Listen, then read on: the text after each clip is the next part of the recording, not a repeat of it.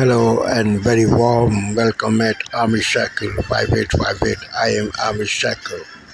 Following all the news which have been reported by American, European, Canadian, Asian, African and Australian channels and AFP, AP, Reuters news agencies.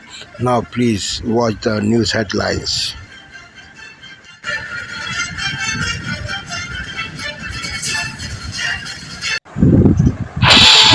Breaking news, RFK Jr. and the fireworks on Capitol Hill. The HHS Secretary grilled by Republicans and Democrats over his moves already on vaccines. The confusion, they say, for parents across this country, and they say the danger for their children. I would say effectively we're denying people vaccine.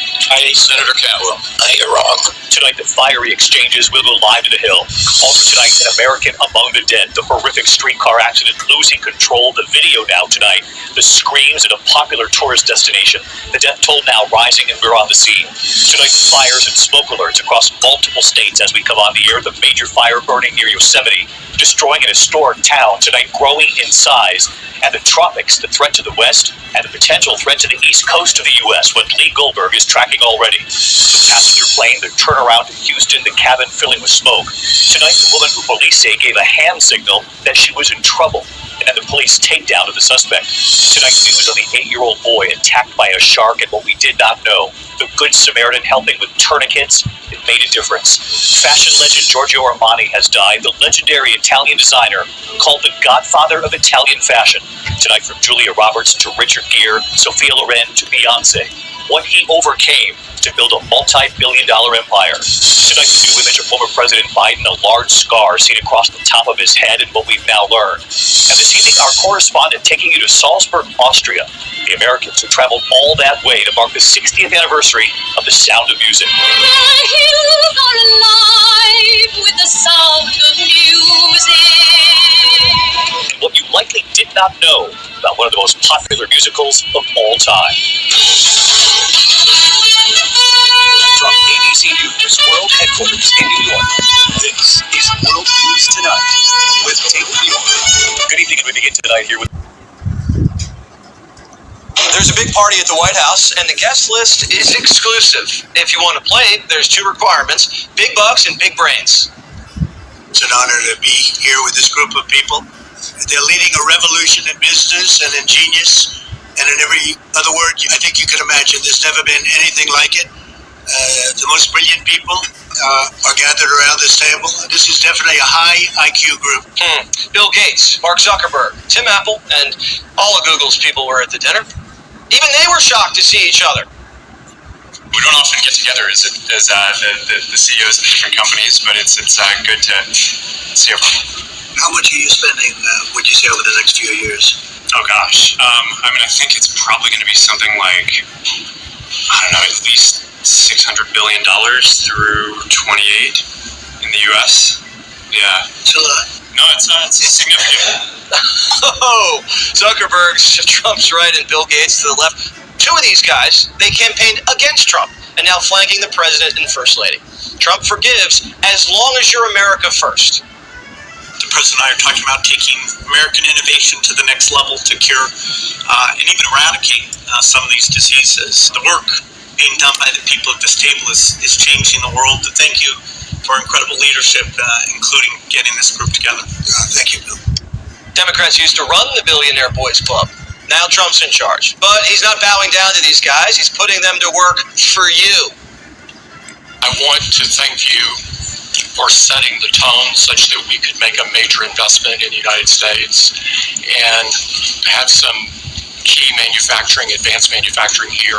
How much money would you be investing? $600 billion. $600 billion. All right. It's a lot of jobs. We're very proud to do it. That's great. Thank you very much. The billionaires at the table are on the right side of history. They're working with the president to make sure America's on the cutting edge and the golden age shines bright for years to come. What are your concerns in the alliance of axis of evil, China, Russia, and North Korea towards artificial intelligence, but also as military, sir? Well, I have no concerns. We have the most brilliant people at this table, and nobody's close. And I spoke to world leaders, and they admit privately, but they admit the biggest They admit we have the smartest people, we have the greatest technology, and they can copy, but they can't create like we can create. Liberal billionaires are doing the opposite. Guys like Bloomberg, Soros, or the Pritzkers. They're using their money and power to bring us back to the dark ages. Rich Democrats helped hide Biden, then coot him and tried to stick us with Kamala. They funded open borders, open prisons, and sex changes for little kids. And then let their cities get taken over. How's that going in Chicago? Click here to subscribe to the Fox News YouTube page to catch our hottest interviews and most compelling analysis. You won't get it anywhere else.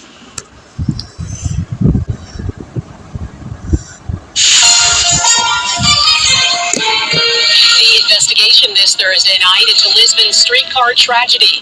The accounts from survivors. I showed it to my wife. We're all going to die here. And the Canadians believed to be among the victims. Mass stabbing in Manitoba. What we know about the victims and the officer who rammed the suspect's car. What the self-proclaimed Queen of Canada told Global News after her arrest. Will you be pursuing any legal action against the RCMP? And the Saskatchewan community who wants her out. Honoring John Candy. I'm a mog. Half man, half god. The new documentary dedicated to the beloved Canadian comedian and actor. Plus, from Emporio to Empire. He has really rewritten the way that the world dresses. Remembering revolutionary fashion genius Giorgio Armani. Global National with Donna Friesen. Good evening and thanks for joining us. Portugal is in mourning after a popular cable railway derailed in Lisbon yesterday, and it's feared 2 Canadians are among the 16 people who were killed. At least 21 other people were injured, 5 of them seriously, when the famous Gloria funicular hurtled down a hilly street and crashed. It was used by locals and tourists, and authorities are still working to confirm the identity of some of those who died. And as the investigation continues, all funiculars in Lisbon have been shut down. Redmond Shannon has our top story tonight.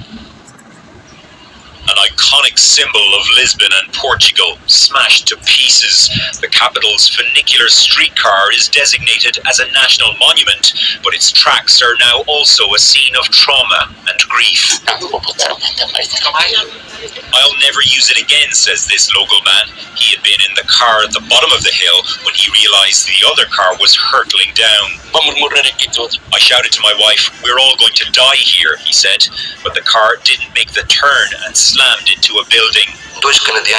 Police now say it's highly probable 2 of the dead are Canadians, with victims from at least 6 other countries, including Portugal. So far, Global Affairs Canada has only confirmed 2 Canadians are missing. The Gloria is the most famous of Lisbon's 3 funicular lines. It links Restadores Square to Lisbon's upper quarter. It has 2 cars which are connected by an underground cable. As one descends, it helps lift the other up. One theory is that the cable came loose or snapped, and the upper car sped.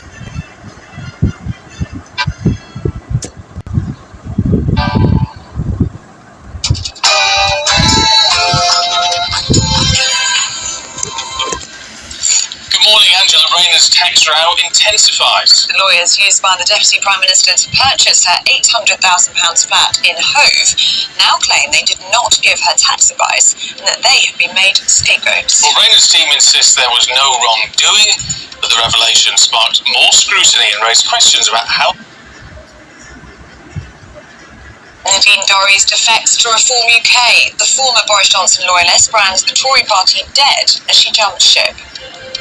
I support a merger with a party that is fiscally irresponsible and would do things with our economy that would take this country to a very dark place. But the Shadow Chancellor of the Exchequer, Mel Stride, tells our political editor he has no faith in reform. Well, it comes as Nigel Farage's party kick off their annual conference in Birmingham today. Making it rain, the Prince and Princess of Wales join young people in a very wet natural history museum to learn about wildlife. As new research finds nearly a fifth of people prioritise getting fit and healthy over saving for later life, we're asking, should youngsters spend or save? A very good morning. Daniel Levy stands down as Tottenham chairman with effect, but was the decision taken out of his hands? We'll have reaction.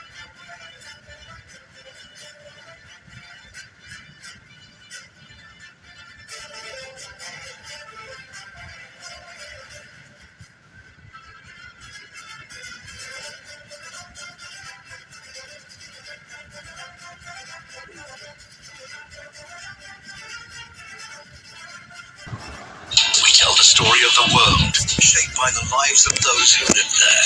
Liberté, égalité, actualité.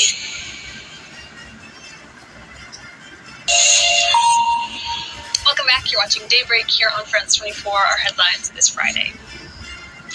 Investigators in Portugal work to determine the cause of Wednesday's deadly funicular crash in Lisbon.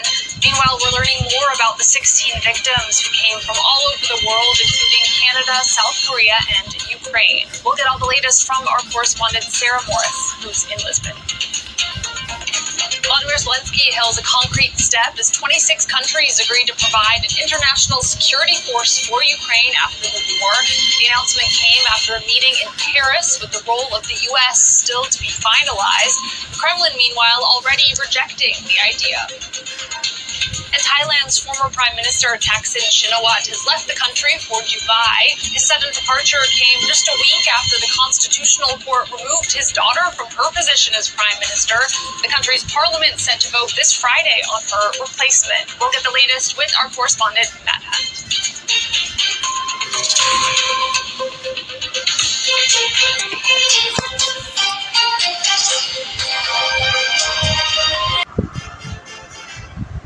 On September 16th on DW.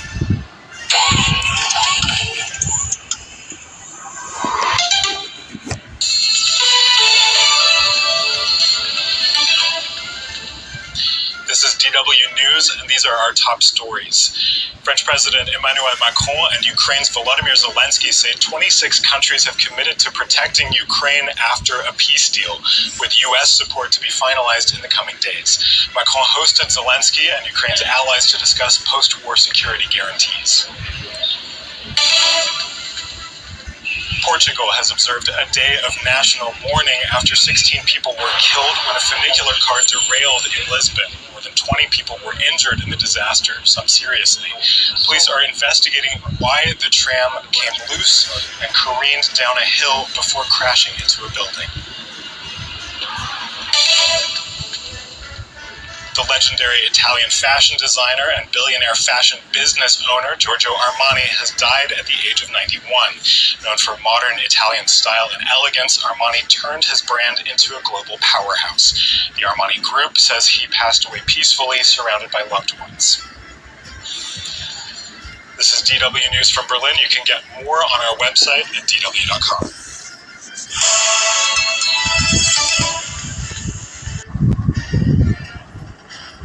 Respondent, Tuesday at 8 on ABC and ABC iView.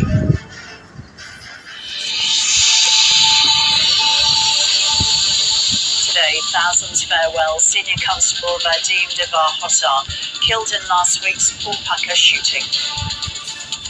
He was my very own superhero. He was my Batman.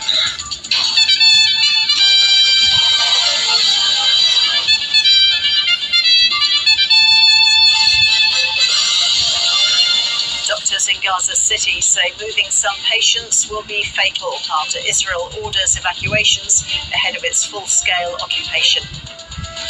Neo-Nazi Thomas Sowell to remain behind bars after being charged over Sunday's attack on a First Nations camp.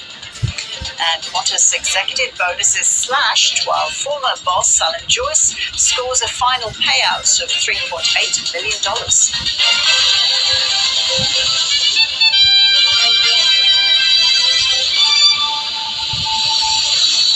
Hello, welcome to ABC News. I'm Ros Childs. Mourners have gathered in Melbourne's southeast for the funeral of a police officer shot dead in Victoria's High Country 11 days ago. 35-year-old Senior Constable Vadim Devar-Hotar was serving a warrant in the town of Pulpaka when he was shot and killed alongside Detective Leading Senior Constable Neil Thompson, who will be laid to rest on Monday. Our reporter Sasha Payne was at the funeral service. It was a heartbreaking service this morning, Ros, as Victoria Police farewelled one of their own, a tragic occasion at any time. Around 3,000 people were here at the Police Academy in Glen Waverley. That included, of course, overwhelmingly members of what is known as the Blue family. They packed the chapel and overflow areas here. There were also friends, colleagues and family of Vadim Hotard, and his parents, Carolina and Alan, came from Belgium for the service, as did his brother, Sasha, who gave the eulogy. He described an older brother as his protector and a hero, someone who loved Batman because Batman was a protector of other people. He said he protected him. He also described a traveller, an adventurer, who was always on the lookout for the next adventure. And he said everything he did with passion. He was my very own superhero. He was my Batman.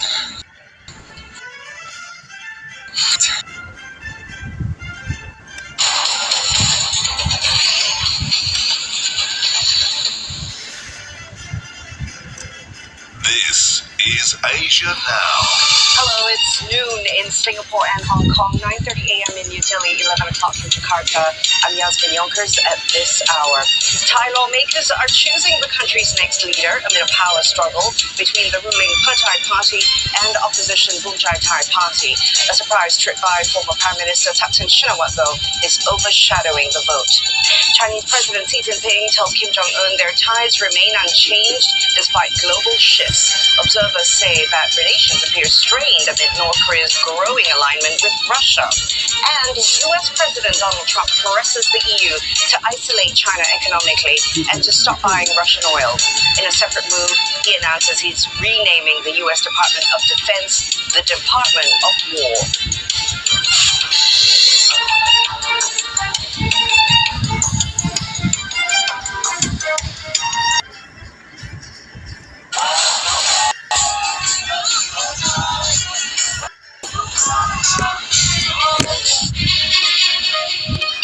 Africa News. The news. Cobalt Metals, an American company backed by Jeff Bezos and Bill Gates, is making significant strides in the Congolese mining sector. On September 2, the company received 7 exploration permits from the Congolese government following a memorandum of understanding signed on July 17, influenced by the Trump administration. With these approvals, Cobalt plans to conduct extensive surface and subsurface studies to identify potential mineral deposits. Exploration will focus on 2 key areas: Malemba and Kulu in Hot Lomami province and Manono in Tanganyika province, both rich in minerals. At least 10 mineral substances are targeted, including several designated as critical electric batteries. The exploration also aims to find as the permits are valid for only 5 years. Chinese and Xi Jinping and Zimbabwean President Emerson Mnangagwa have announced a significant establishment of Beijing. This comes as President Mnangagwa visits China to participate in ceremonies marking the 80th anniversary of the victory in the Chinese People's War of Resistance, Japanese the Great and the World Fascist War. During the discussions, President Xi extended a warm welcome to President Mnangagwa, emphasizing the need to remember history and protect global peace. He proposed strengthening the existing 5-star Iron Grid Cooperation framework initiated during their previous meeting last September. Xi envisioned their strengthened partnership as a model for cooperation not only between China and Africa, but also within the global south. This pivotal announcement set a stage for deepening collaboration between China and Zimbabwe, highlighting their commitment to addressing global challenges.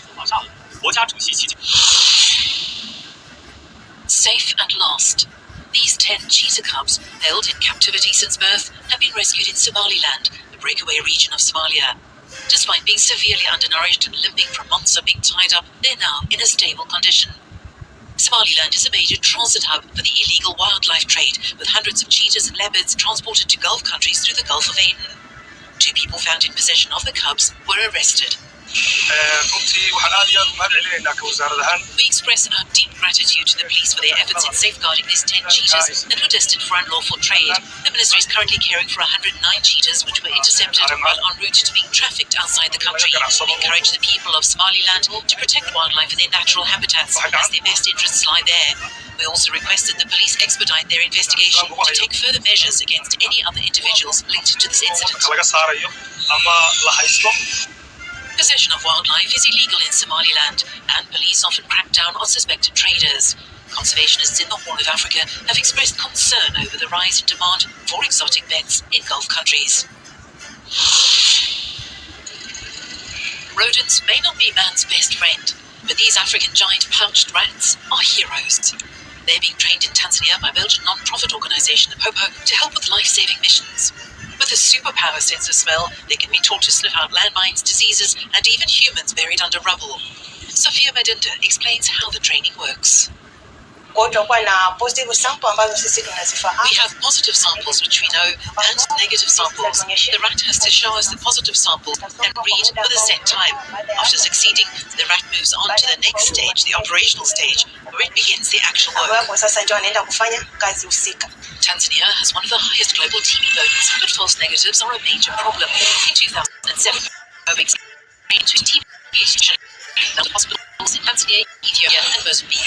We have found over 30,000 patients which were basically sent home saying you are negative, and 30,000 patients, if you consider that they each can infect 10 to 15 people per year, that is also preventing 300 to 400,000 secondary infections. Now these super rodents are being trained for a new life-saving mission. They'll be helping search and rescue teams find survivors after a disaster like an earthquake, for example. They are small, and so they can penetrate rubble, which is something that search and rescue dogs cannot do. So they can only smell from surface of the debris, and they can carry a small backpack, and that allows the operators that are outside the debris.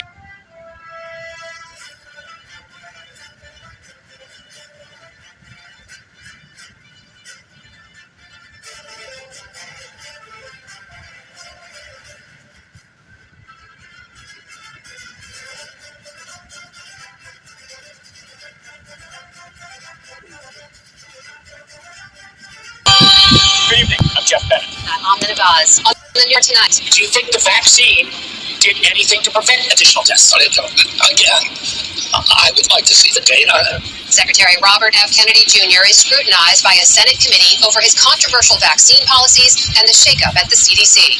A new war on drug cartels, the legal and diplomatic questions about military strikes on boats suspected of carrying drugs bound for the U.S. And the parents of a Texas flood victim open up about their loss and the state legislature's plans to avoid future disasters. Camp is wonderful and fun, but just like most places we send our children, there has to be training, know what to do in the event of an emergency.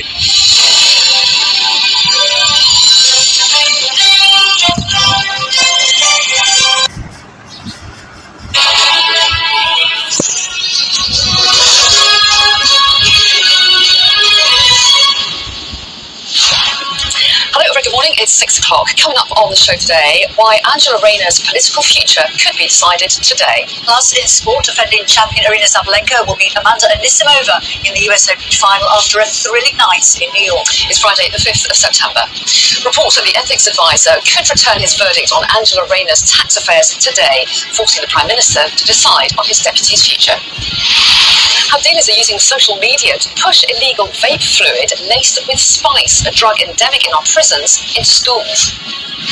A coup for Nigel Farage as he kicks off his party's conference today. Boris Johnson loyalist Nadine Dorries defects to reform. How an epidemic of violence against women and girls has gripped Northern Ireland, and the desperate calls for stricter sentences on abusers. And in sport, the Premier League's longest-serving chairman Daniel Levy steps down from his role at Tottenham Hotspur after 25 years.